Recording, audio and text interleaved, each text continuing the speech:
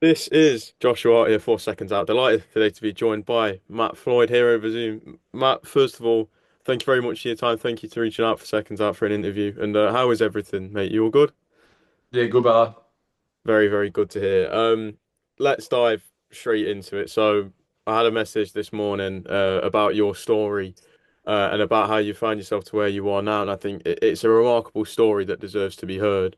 So, before I ask any questions, can I just ask you to explain, I guess you say, your life from birth up until now, which leads you as a professional boxer on the verge of facing Tommy Fury? My life did you say from birth? Well, yeah, just from as early as possible, really. Um, fuck, that's a long story, man. Um, Pretty much, man. Like growing up, I grew up. I stayed with, like I lived in different places, different homes. Do you have foster care over there? Yes, yes, And we do. yeah, so we've got the same sort of stuff. And sometimes I'd stay with a foster family. And I guess, I mean, there were some good families and some bad ones. And the bad ones, when I was 10, I was the oldest kid at one. And yeah, I was the oldest kid, and I ran away after 6 months, and obviously felt like a coward, and all sorts of stuff. So other things happened, obviously growing up, and um, probably about a year after I ran away from that place, I remember hearing that they all got done for all the shit they were doing there and that, and I think I felt like a lot of like guilt and things like that. Anyway, I just became like I created this person. I started ignoring. Uh, Anything bad, and I became this person that wasn't scared of anyone or anything, would fight anyone, and it just sort of grew from that, and I've stayed that person. As I got older, obviously I hate pedophiles, and I think everyone hates pedophiles. I feel like I just actually try to do something about it, I think everyone wants to do something, they just sort of don't know what to do because it's a hard one, isn't it? They definitely don't get what they deserve, and enough penalty and things like that. So I dedicated my life for a bit on the side to, like grabbing pedophiles, kidnapping pedophiles, and then when I was I was leading a gang, we're doing the same stuff, and uh, obviously, yeah, that's why I got done for one of them in the end, and that's why I spent most of my 20s in prison. Just obviously talking about, obviously, I guess you say the upbringing, and you mentioned running away from one of the families that you were staying with. Um, you mentioned feeling guilt, and in the message what I read, it said, yeah, you felt like a coward, but looking at yourself now, how do you reflect on that? How do you look at yourself now and looking at the man you've become? How do I look at myself now? Yeah, and are you happy with the decision that you made back then? Oh, do you mean when I was 10 or when I was When you kidnapping the were 10, yeah, pedophiles? when you made that decision to escape and get away from it all. Um, Obviously, me being who I am today, I feel like I would have done things differently. I would have fought, obviously, and fucking done some really bad things to the bad people.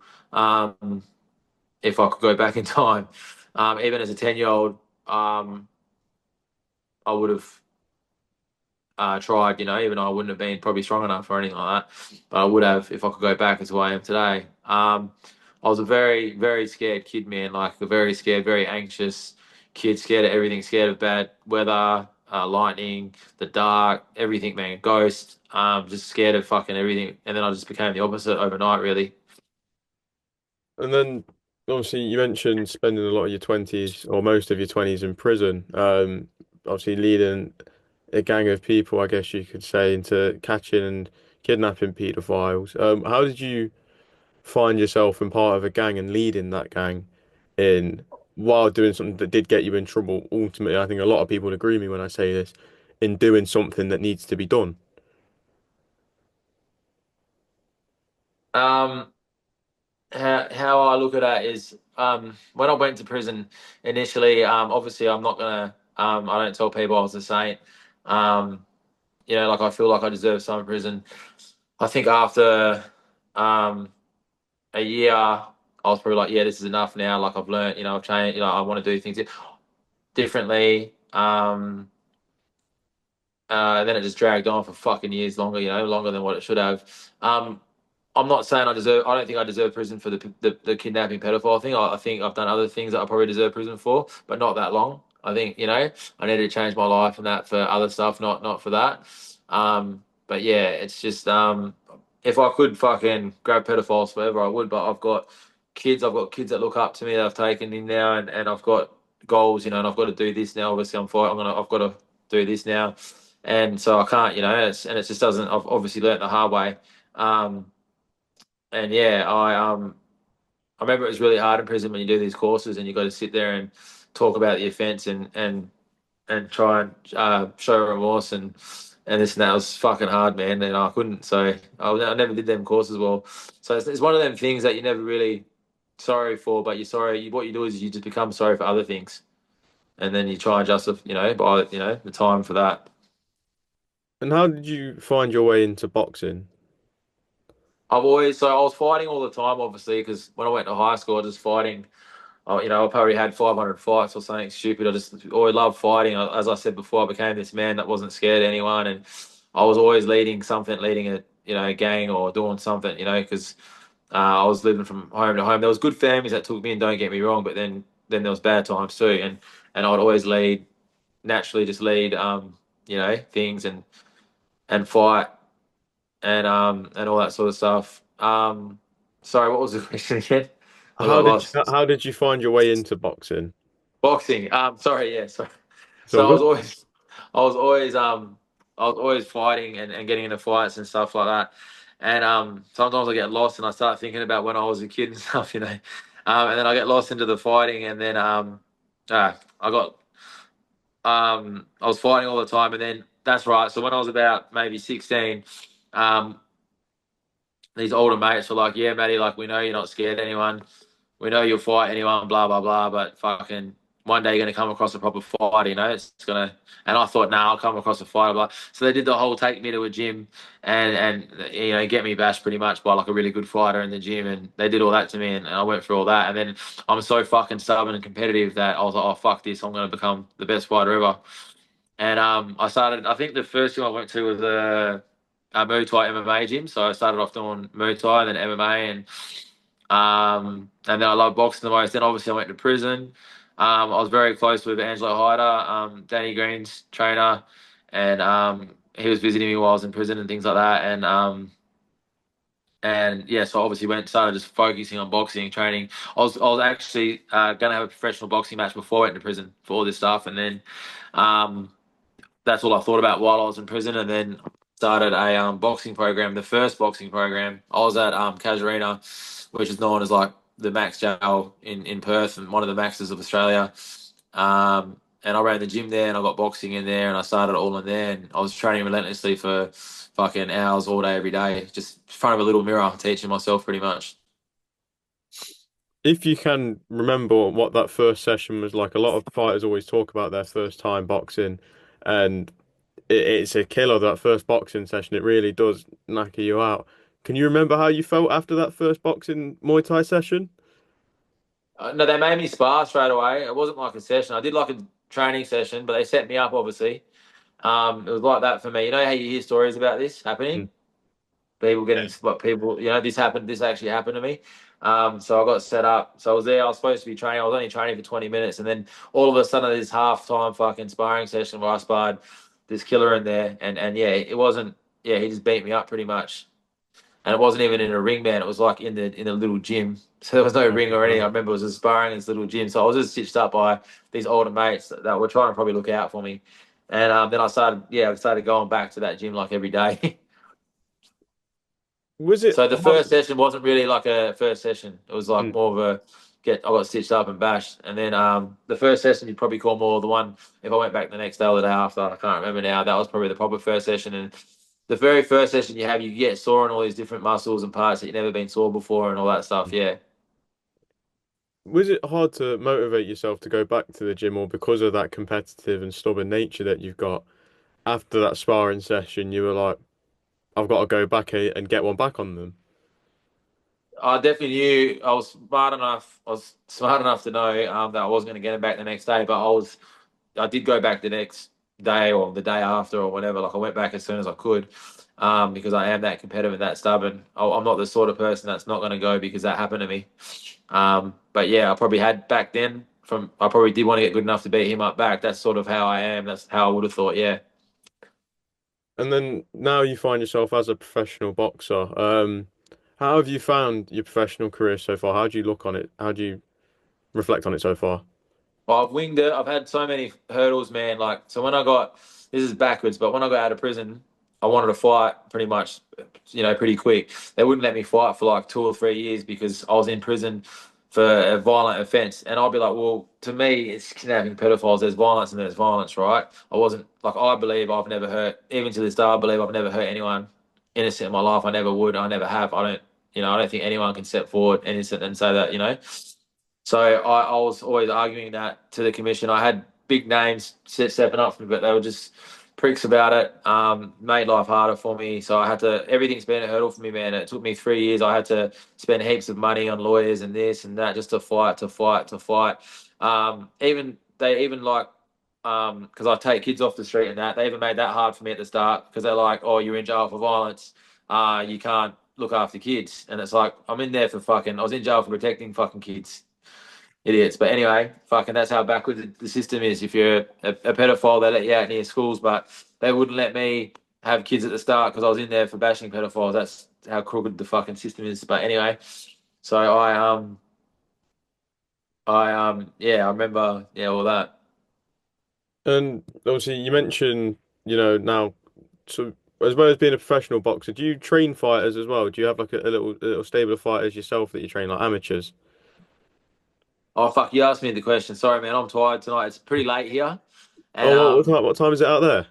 it's like probably I don't know, maybe 11 o'clock or something. I'm flipping out. Fair play, fair play. But that's not that bad for me. It's just I've been doing probably this is like the 10th one I've done in a row or something. Oh, really?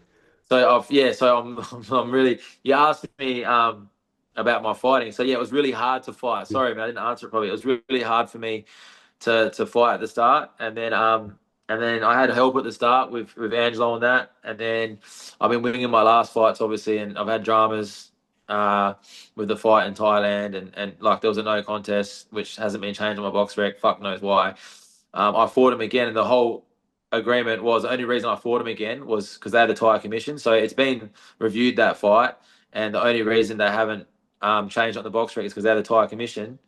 So it's been reviewed, it's been overturned, and they still haven't changed on my box rec because of them. And I agreed to fight them again, and I beat them again every single round again in Turkey with a broken hand again.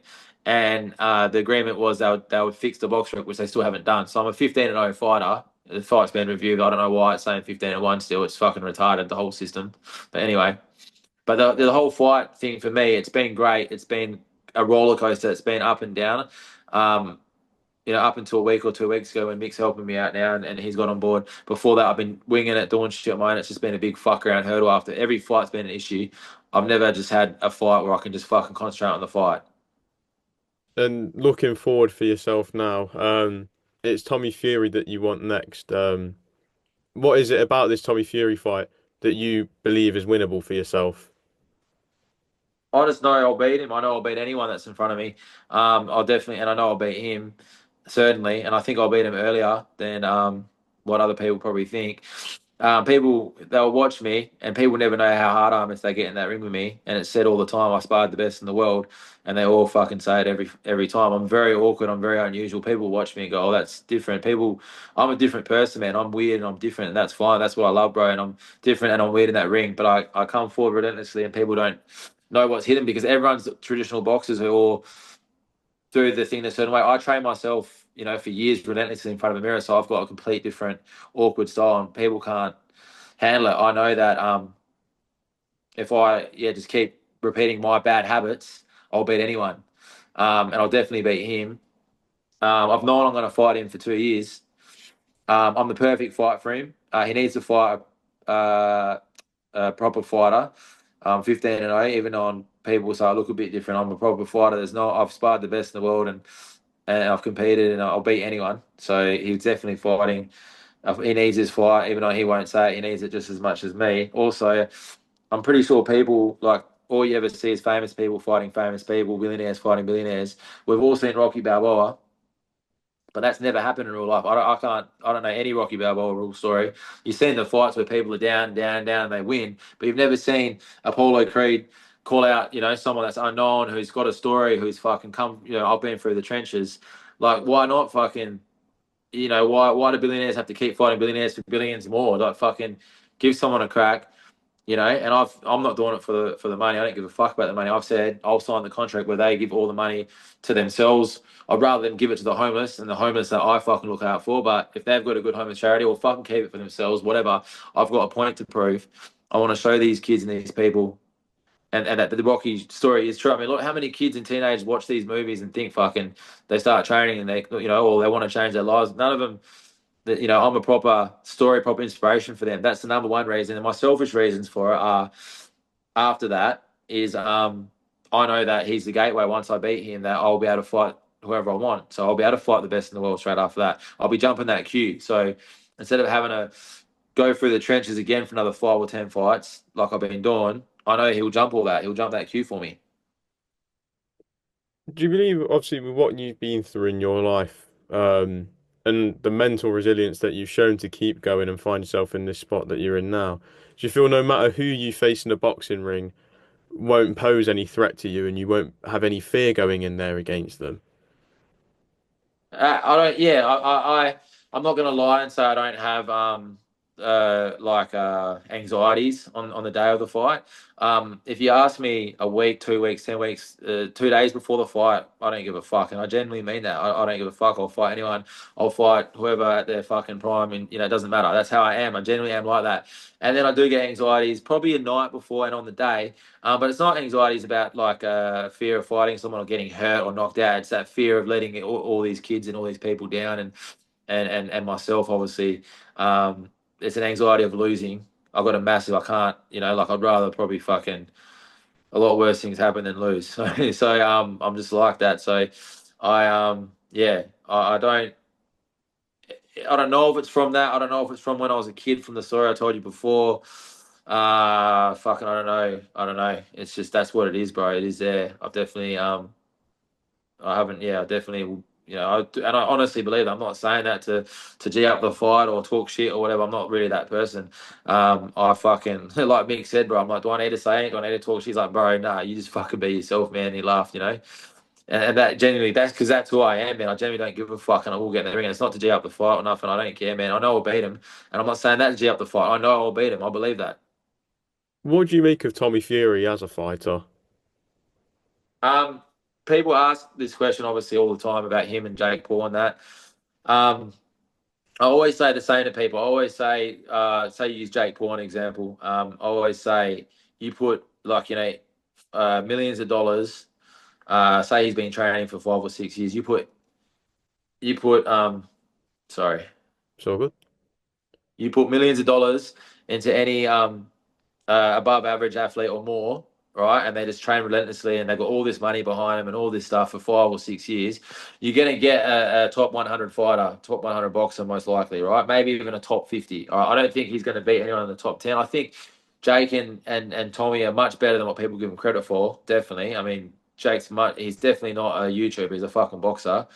Or, at least a fucking 70%, 20% fighter, 70% or some shit, whatever.